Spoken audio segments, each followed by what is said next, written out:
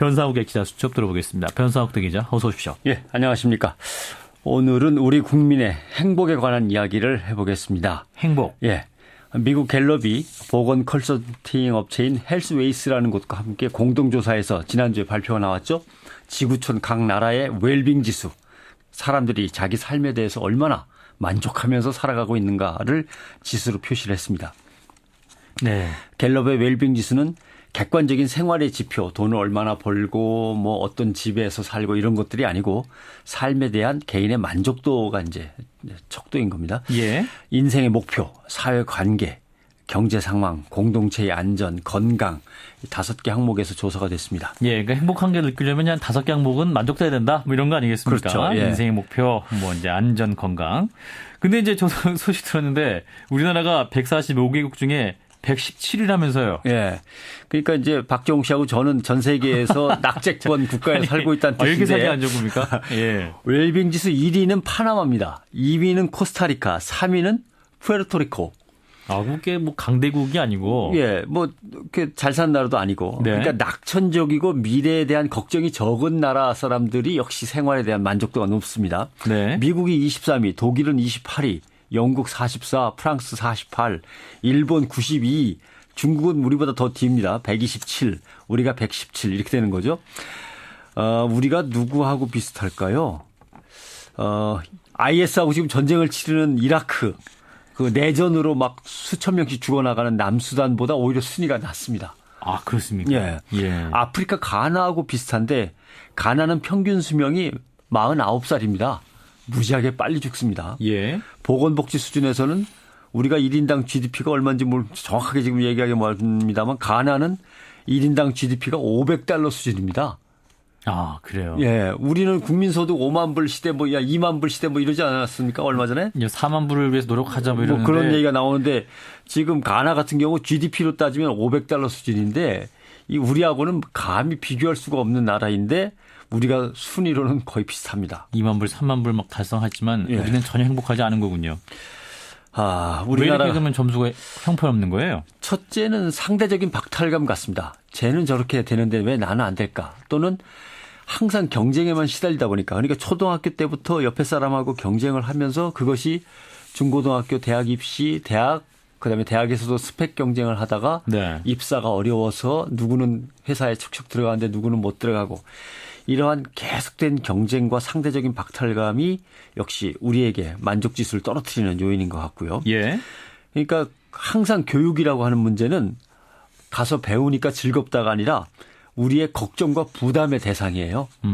또 예. 성적이 떨어지면 어떡하나, 우리 애가 더 못하면 어떡하나, 더 잘해야 할 텐데 좋은 학교에 빨리 들어가야 되는데 이런 거죠. 그러니까 예. 교육이 만족을 불러일으키는 요인이 아니라 상대적인 박탈감을 불러일으키는 요인으로 항상 작용하고 있는 거죠. 어릴 예. 때부터 대학 졸업할 때까지.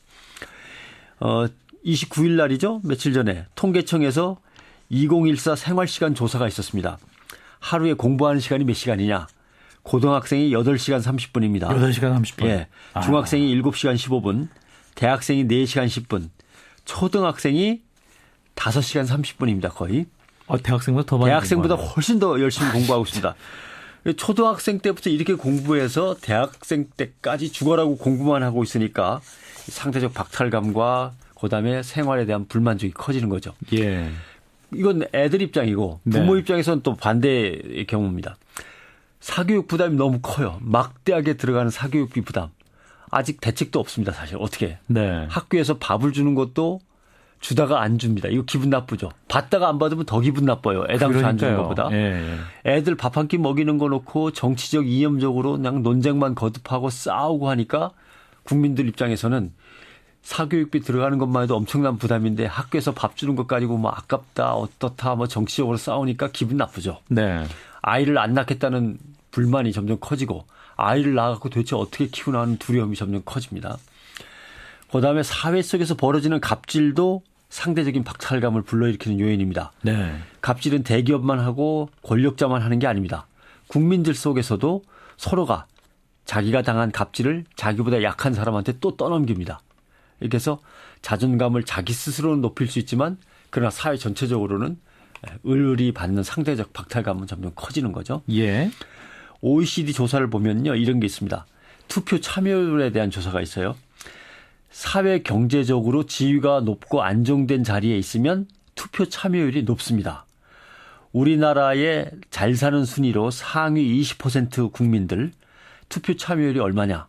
거의 100%에 가깝습니다. 네. 예. 그러면 우리나라에서 정말 못 사는 사람들 하위 20%는 투표율이 얼마냐? 71% 정도로 봅니다. 예. 그러면 29% 차이를 보이는 거죠.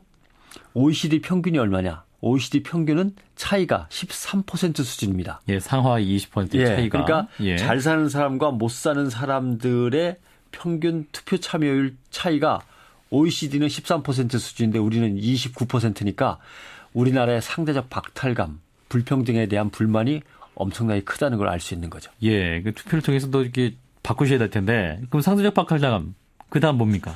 사회에 대한 비판 의식도 역시 이 점수에 들어갑니다.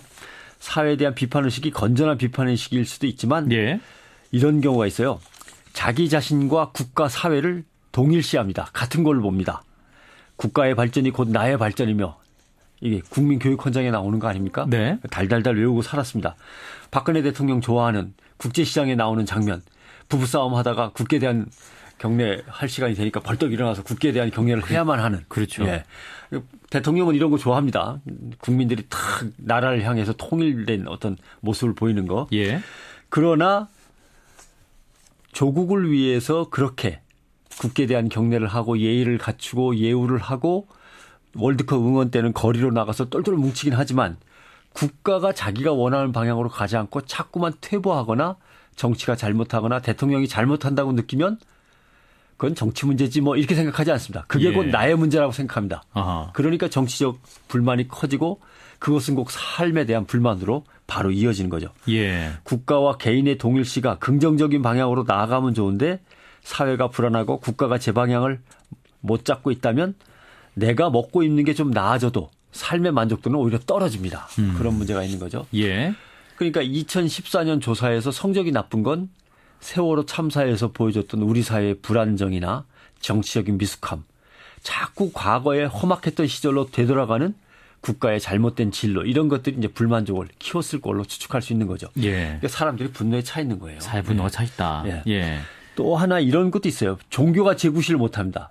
사람들이 이렇게 분노에 차면 사실 종교가 끌어안아야 되는데 네. 사람들을 위로하고 다독여줄 종교가 오히려 부패와 독선으로 분노의 대상이 되고 있다. 이러면 이제 불만이 커지는 거죠. 예, 예. 이처럼 치열하게 살면서 삶에 대한 만족이 적으니까 우리나라가 조사할 때마다 웰빙 지수가 뚝뚝 떨어지는 겁니다. 네. 그리스가 이번에 112대로 내려앉았어요. 국가 파산에 대한 불안감. 이거를 제대로 해결 못하는 정치에 대한 불만. 이것이 이제 그대로 반영된 거죠. 예. 갤럽 조사와 OECD 조사를 연계해 볼 수도 있습니다.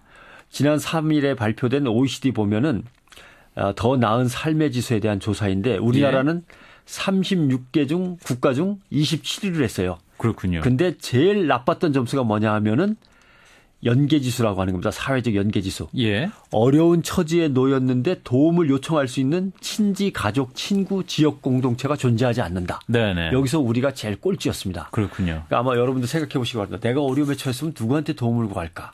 그런데 네. 경쟁 사회에서는 그게 어렵죠. 예. 사회 안전망에 대한 고민도 필요하겠네요. 예. 변상욱대 기자였습니다. 고맙습니다. 고맙습니다.